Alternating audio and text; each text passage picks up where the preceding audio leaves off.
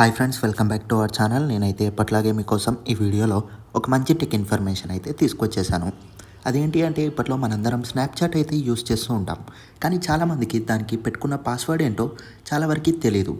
కాబట్టి ఈ వీడియోలో నేను స్నాప్చాట్ యొక్క పాస్వర్డ్ ఎలా క్రియేట్ చేయాలి, లేకపోతే మర్చిపోయిన పాస్వర్డ్ అనేది ఎలా తెలుసుకోవాలో ఈ వీడియోలో చెప్పబోతున్నాను.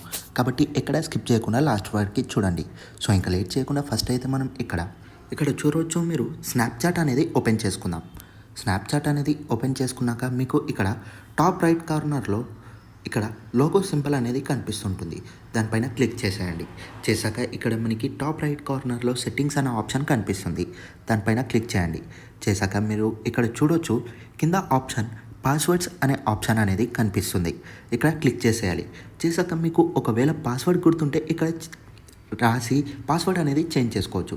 లేదంటే ఒకవేళ మీరు పాస్వర్డ్ అనేది మర్చిపోతే ఇక్కడ కిందనే ఫర్గట్ యువర్ పాస్వర్డ్ అన్న ఆప్షన్ ఉంటుంది.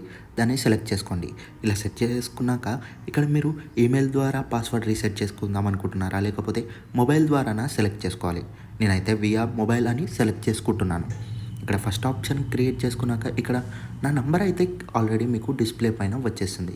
కంటిన్యూ అని వచ్చేసేయాలి. అంటే ఇది దేనికైతే ఉంటుందో దానికి ఇక్కడ వస్తుంది.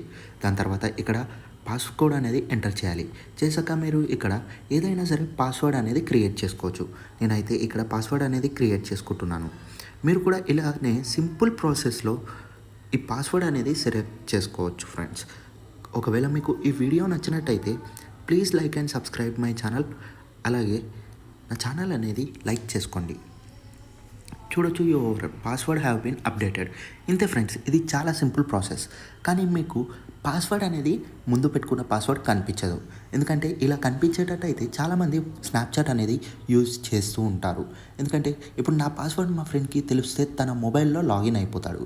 కాబట్టి ఇది రిస్క్ ప్రాసెస్. అందుకే స్నాప్చాట్ దీన్ని అలౌ చేయదు. ఒకవేళ మీరు ఎవరైనా పాస్వర్డ్ మర్చిపోతే ఇలా అయితే రీసెట్ చేసుకోండి.